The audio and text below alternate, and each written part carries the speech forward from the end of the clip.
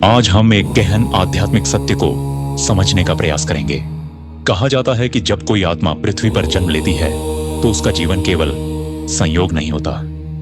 हिंदू शास्त्रों, विशेष रूप से गरुड़ पुराण और व्यापक वैदिक दर्शन में यह विचार मिलता है कि मनुष्य का जीवन उसके पूर्व जन्मों के कर्मों से गहराई से जुड़ा होता है। भगवान श्री कृष्ण का संदेश यही दर्शाता है कि जन्म केवल शरीर का होता है, आत्मा तो अपने साथ कर्मों का लेखा जोखा लेकर आती है। जिस परिवार में जन्म मिलता है, जैसी परिस्थितियां मिलती हैं, जिन सुख दुखों का अनुभव होता है, यह सब पूर्व कर्मों की पृष्ठभूमि से निर्मित होता है।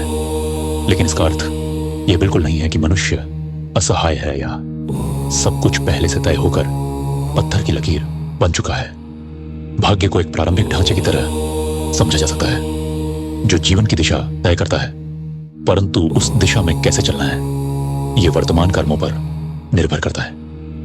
धर्म, अर्थ, काम और मोक्ष, ये चारों पुरुषार्थ हमारे निर्णयों से प्रभावित होते हैं। यदि व्यक्ति सजग होकर कर्म करे तो वह अपने जीवन की गुणवत्ता को बदल सकता है।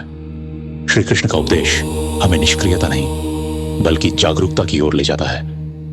वे संकेत देते हैं कि कर्म ही सच्चा नियंत्रण है। यदि आज हम धैर्य, सत्य और सदाचार को अपनाते हैं तो भविष्य स्वतः उज्जवल बन सकता है। जीवन में आने वाली कठिनाइयां केवल भाग्य का परिणाम नहीं बल्कि सीखने और विकसित होने के अवसर भी हैं।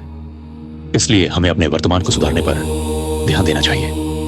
संयम, सकारात्मक सोच और सत्कर्म जीवन की दिशा बदल सकते हैं। यही इस आध्यात्मिक विचार का सार है। भाग्य आधार हो सकता है, परंतु कर्म ही वास्तविक शक्ति है जो मनुष्य को ऊंचाई तक पहुंचा सकती है।